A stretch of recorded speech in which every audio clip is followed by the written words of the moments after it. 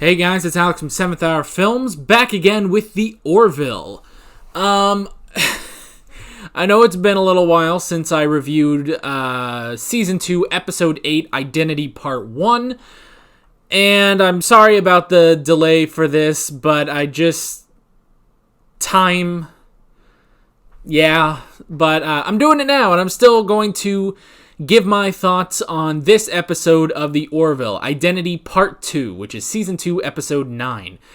So let's basically just get into this. This is probably going to be a bit of a shorter video because what I realized with the last video I did for the Orville was it was a lot more of recap than of actual review. So, basically what I'm going to do is, I do have notes still, but I'm not going to be talking point by point about what happened in the episode, and I'm instead just going to be talking about the things that stuck out to me. So this is really going to be like, in my reaction videos when, I do a discussion, we're just going to talk about some things in the episode, not the full thing.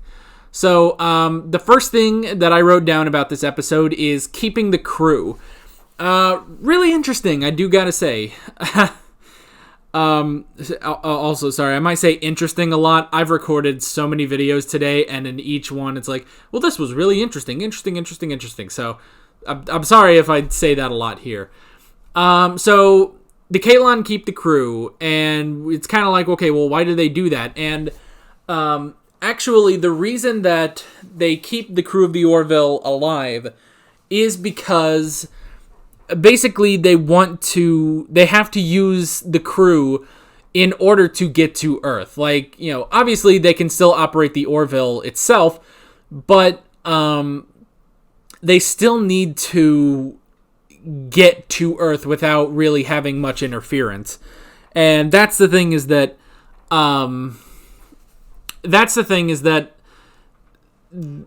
they still need to get there. It's basically what I'm trying to say. So basically, when they go to Earth and they're going to have the crew go back to their normal stations and everyone on the bridge will go back and then they will basically say, hey, we're all good. We're just bringing the Kalon in order to, join the Union.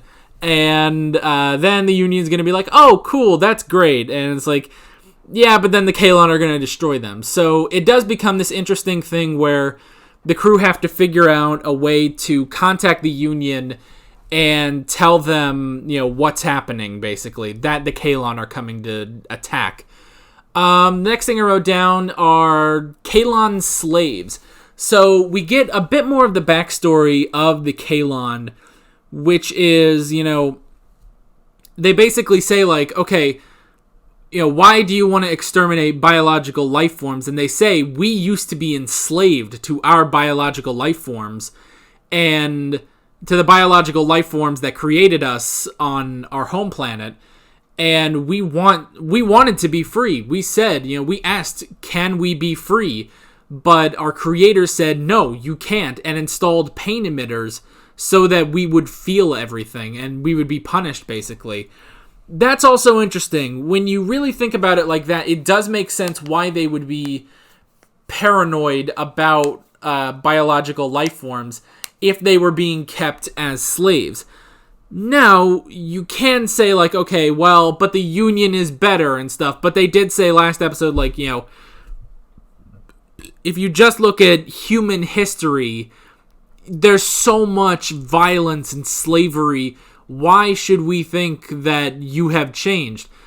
So, with this story about the Kalon, being slaves to their creators, it does make sense, basically, why they would want to destroy biological life forms. But still, that's not right to try to do that. And then the next thing I wrote down is the 13-button salute that Captain Mercer talks about. Just when basically, they're keeping up the appearance to the U.S. to the Roosevelt that comes in, and to Marcos, the captain of the Roosevelt, And that was interesting. I like that they brought in like this Union code basically, a 13-button salute being, the Orville has been compromised. You need to warn the Union that, there is an invasion coming. And I like that that's all addressed in the 13-button salute. And this is one of my favorite things about the Orville and Star Trek in general, is when they come up with things like this, these small little things that can, signal like something's wrong. You need to I like that when it's like you're basically being controlled. You're held hostage, but you still have a way to fight. I like that, and that's basically what the 13-button salute is. So that was good. The next thing I wrote down is pick up the phone because I called it. And that is in reference to the Krill. Because in the last episode, I don't know if I said it in my review necessarily, but I did have the thought what if the Krill... what if the Union had to team up with the Krill in order to actually defeat the Kaylon? And sure enough, they basically send Malloy and Kelly to go get the Krill to help them. And it is difficult to convince them, but eventually, because the Kaylon find out that Kelly and Malloy escaped, they do send a ship and kill a couple Krill ships too. They destroy a couple Krill ships. And so the Krill are like, okay, yes, even though the Union is our sworn enemy and they are godless creatures, basically, we do need to go help them. So that was cool that I was right, that my prediction was right, but it was really cool to see the Krill in a different light than what they were. It's like, again, on Star Trek, when they have to team up, when Janeway has to make a deal with the Borg, or Kirk and the Klingons have to, make an alliance for a little bit or something like that. That is always interesting. I wrote down Isaac's redemption. So last episode, it was kind of unsure, what they would do with Isaac. Would they have him be a full-blown villain, or would they try to redeem him somehow? And I didn't put it past them that they could, do anything, basically. They were able to do anything with Isaac, but they did have him basically be redeemed because Kaylon Primary. I kept saying Kaylon Prime last episode, but it's Kaylon Primary, my mistake. Kaylon Primary, basically, he gets Ty because Ty was sending out a message to the Union with Yaphet's help. And so basically, Kaylon Primary forces Isaac to kill Ty, or tries to force him to kill Ty. And he can't do it. He just cannot bring himself to do it. And he tries to, play it off, with different excuses, like, hey, this wouldn't work, we shouldn't do this, or something like that. Until eventually he just says, screw it. Or he doesn't say that, but he's just like, screw it, and he kills every, Kaylon in there. So that's good that, pretty much that all of this character development we've had this season and last season over the entire show hasn't been for nothing. I do like that because at first it could seem like that all this stuff we've gone through with Isaac was merely just a way to lead to the Kaylon having to destroy all biological life forms, having to destroy the Union.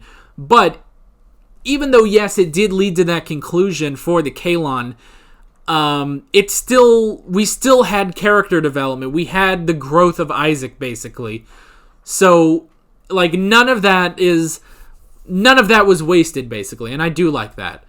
Then we get the big, epic space battle between all of the Union and eventually all of the Krill, taking on the Kaylon, and it is a glorious space battle. I love, because even in Star Trek, this is a huge deal when you have to, get every single ship together to go in a giant fight. It doesn't happen every season or something. So it's nice to see this is the Orville's first giant space battle, basically. And it was pretty good. It was amazing, I gotta say. It's nice to see, how different things that are happening. Okay, well, the Orville's going through here. We've got other ships going through here. And it's okay, some of the Kalon are heading towards Earth. Okay, well, let's go and we'll stop them and stuff like that. And then, when it seems like the Kalon are overpowering them, then the Krill come in and they take on the Kalon and stuff like that. Especially because, they do realize, like, the Union cannot take on the Kalon alone, which is why they go to the Krill. And the Krill realize that they can't take on the Kalon alone. And if the Union is destroyed, if every Union ship is destroyed, the Kalon are going for the Krill next. So it's like basically they could destroy the Union while they're there, but it's really just okay, we have to go help the Union destroy the Kalon, basically. So yeah.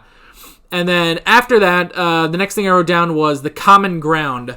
So we do get a bit of a talk between one of the Kalon captains and Mercer. And basically, they say like, oh, well, this was good that we, defeated the Kalon and stuff like that. And the Krill are leaving, basically. And Ed basically just says, like, we have fought a common enemy who is not fully defeated. Like, there are still a lot more Kalon out there. This is just sort of a first battle. It's like, and he basically says, like, I hope that we can come to some common ground here.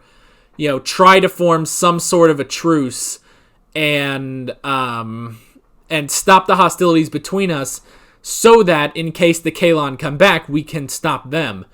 And the Krill captain is like, perhaps we could. And that's it. And then they leave.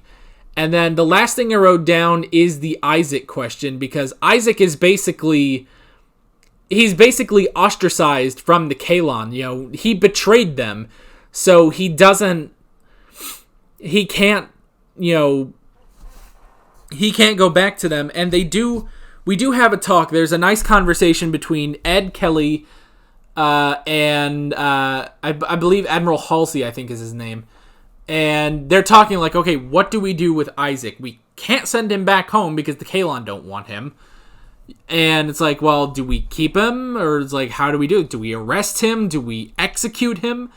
And, Ed basically says, like, we can't execute him because that will be basically proving the Kalon's point. So they do say, like, okay, Ed basically says, okay, I will take full responsibility for anything Isaac does. I do trust him and I want to give him a second chance. I will keep him aboard the Orville. And sure enough, we're keeping Isaac around. And there's